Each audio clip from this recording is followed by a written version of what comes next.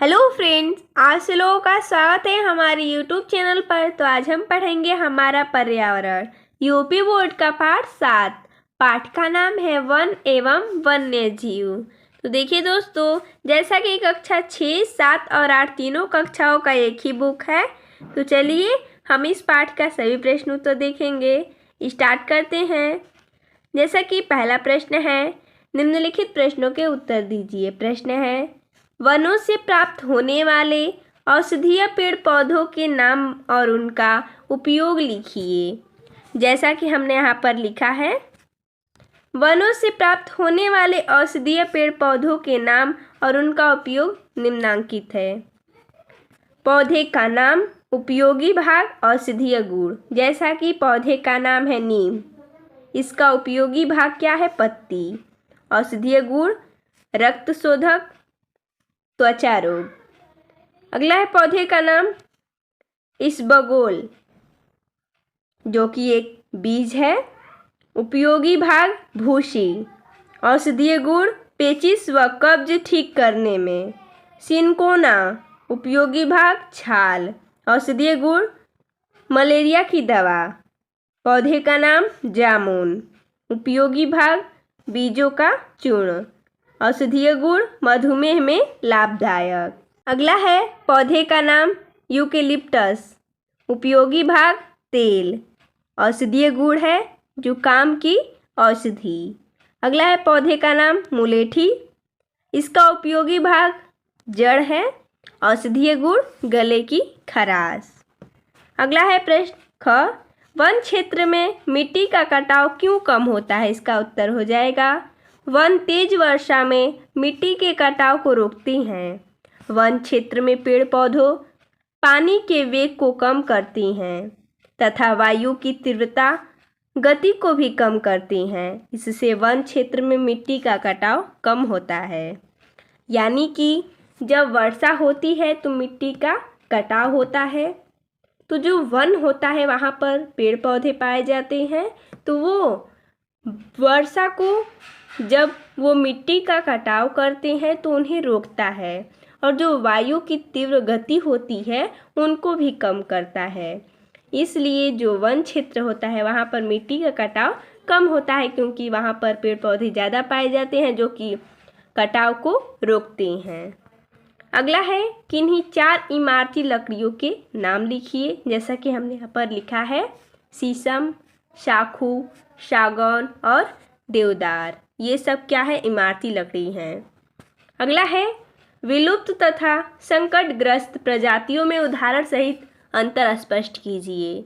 इसका उत्तर हो जाएगा, वन्य जीवों की अधिकाधिक मांग और उनके अवैध शिकार ने कुछ वन्य जीवों को पूरी तरह नष्ट कर दिया, तो कुछ संकटग्रस्त है, यानी विलुप्ति के कगार पर है। पशु पंछियों की जो प्रजातियां पूरी तरह विलुप्त हो चुकी हैं, उन्हें विलुप्त प्रजातियों की श्रेणी में रखा जाता है, जैसे डायनासोर, मैमथ डोडो आदि।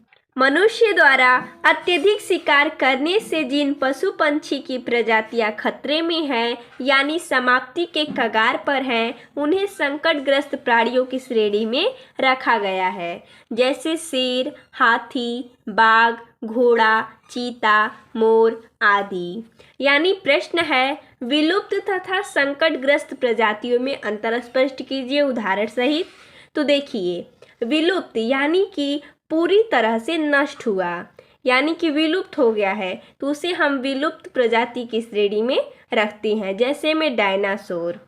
और बोला है संकटग्रस्त, संकट यानी अभी संकट में है, यानी जैसा कि मनुष्य शिकार कर रहा है,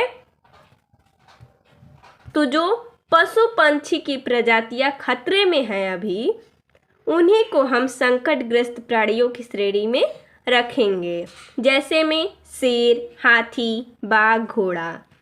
अगला है, उत्तर प्रदेश में स्थित राष्ट्रीय उद्यान एवं वन्य जीव अभयारण्य के नाम लिखिए। जैसा कि हमने यहाँ पर लिखा है, उत्तर प्रदेश में स्थित राष्ट्रीय उद्यान है दुधवा राष्ट्रीय उद्यान, और उत्तर प्रदेश में स्थित वन्य जीव अभयारण्य है चंद्रप्रभा अभयारण्य।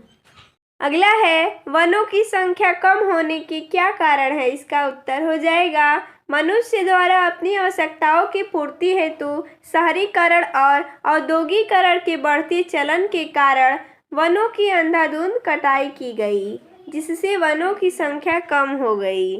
अगला है राष्ट्रीय उद्यान तथा वन्य जीव अभयारण्य क्यों चलाए गए हैं। इसका उत्तर हो जाएगा वन एवं वन्य जीवों की सुरक्षा एवं संरक्षण के लिए भारत सरकार द्वारा पूरे देश में राष्ट्रीय उद्यान एवं वन्य जीव अभयारण्य चलाए गए हैं।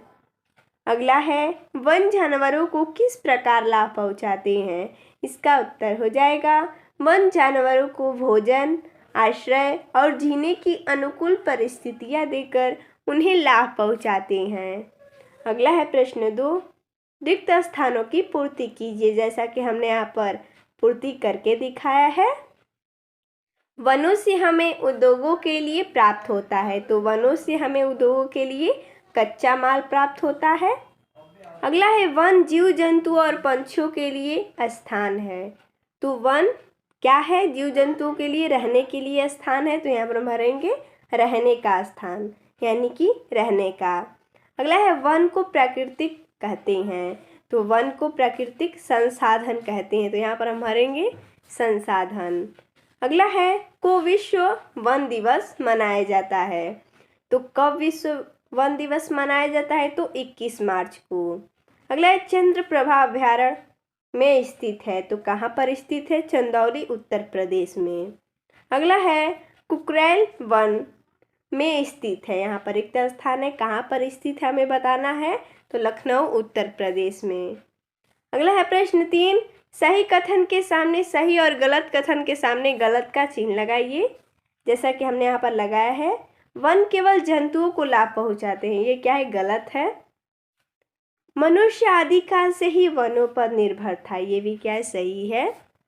अगला है सिनकोना से मलेरिया की दवा प्राप्त होती है, ये क्या है, सही है। गिद्ध एक विलुप्त प्रजाति है, ये क्या है, गलत है, क्योंकि गिद्ध अभी भी है, यह अभी नष्ट नहीं हुआ है पूरी तरह से। अगला है सागौन इमारती लकड़ी है, ये क्या है, सही है। अगला है पशु पंछियों की प्रजातियां जो खत्म होने की कगार पर है विलुप्त प्रजातियां कहलाती हैं, ये क्या है, गलत है, उन्हें हम संकटप्रद प्रजातियां कहते हैं। अगला है पेड़ पौधे वायु की गति बढ़ाने में सहायक होते हैं, ये क्या है, गलत है, उन्हें कम करने में सहायक होते हैं। अगला है वन परिस्थितिकी संतुलन बनाए रखने में सहायक होते हैं, ये क्या है, सही है। अगला है मानव के हस्तक्षेप से वनों पर प्रतिकूल प्रभाव पड़ता है, ये क्या है, सही है। जैसा कि मानव पेड़ को काट रहा है तो प्रतिकूल में यानी कि वनों के प्रतिकूल पर क्या प्रभाव पड़ रहा है, तो ये क्या है, सही है। तो देखिए दोस्तों, इसमें इतना ही प्रश्न दिया था। तो मिलते हैं नेक्स्ट वीडियो में, तब तक के लिए धन्यवाद दोस्तों।